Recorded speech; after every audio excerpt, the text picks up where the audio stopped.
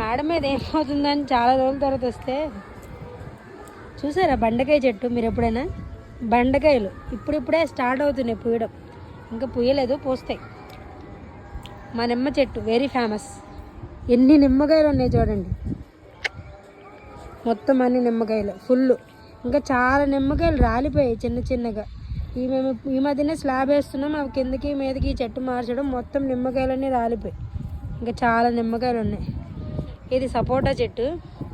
అప్పుడే రావాలండి ఈ సపోటాలు, ఇవి రావడానికి చాలా టైం పడుతుంది. వచ్చాయి అప్పుడు పెద్దగా ఉండేటప్పుడు వచ్చింది, అట్లా పోయి చిన్నగా అయిపోయింది చెట్టు మొత్తం. కానీ ఇవన్నీ చెట్లన్నీ మ్యాక్సిమం కిందనే ఉన్నాయి, ఇక్కడ ఏం చెట్లు లేవు. ఇదిగోండి గులాబీ చెట్టు మొత్తం చూసారా ఎన్ని గులాబీలు ఉన్నాయో. చిక్కుడుకాయ చెట్టు, చిక్కుడుకాయలు మాకు కాసి అనుకోండి మీ ఇంటికి పంపిస్తాను, సరేనా? మా ఇంటికి కాసి మేము ఒక కూర వండుకున్న తర్వాత మీ ఇంటికి పంపిస్తాను ఫ్రెండ్స్.